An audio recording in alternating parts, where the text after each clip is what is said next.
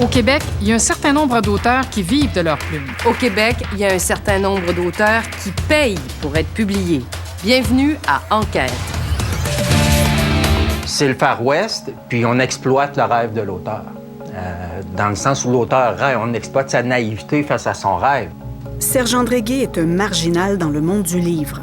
Il a fondé un service d'auto-édition en ligne sans but lucratif. Certains des auteurs qui frappent à sa porte fuient l'édition traditionnelle précisément parce qu'on leur a demandé d'acheter de grandes quantités de leur propre ouvrage. Combien de gens ont accepté d'acheter les 1000 premiers exemplaires? Ils sont encore pris avec. Ils ne savent pas quoi faire avec ça. Mais il y a beaucoup d'auteurs qui acceptent de le faire? Moi, j'en ai connu une dizaine. Et des auteurs connus. Et trop souvent, une fois publié, le livre ne vit pas longtemps.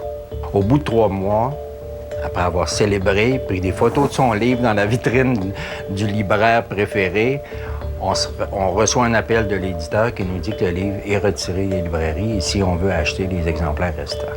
Au Québec, on publie de plus en plus. 6 000 nouveaux titres québécois ont paru l'an dernier. Mais le paradoxe, c'est qu'on achète de moins en moins. Des milliers de livres sont pilonnés chaque année parce que les ventes ne sont pas à la hauteur des attentes. Ça, c'est un cauchemar pour l'auteur. Alors que lui pensait connaître le succès. Dans l'industrie du livre, il y a d'excellents entrepreneurs à découvrir. Mais il y a aussi des entrepreneurs qui sont devenus des simples fonctionnaires du livre. Et dans ce sens-là, ils ne gèrent pas une business, eux. Ils gèrent des subventions.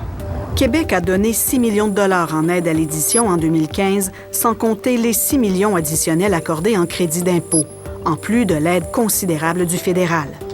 Beaucoup d'argent, dit Serge André-Gué. Êtes-vous en train de dire qu'on subventionne trop? Non. On subventionne sans avoir les exigences à la hauteur des subventions qu'on accorde. Pour être éligibles, les éditeurs doivent payer leurs auteurs.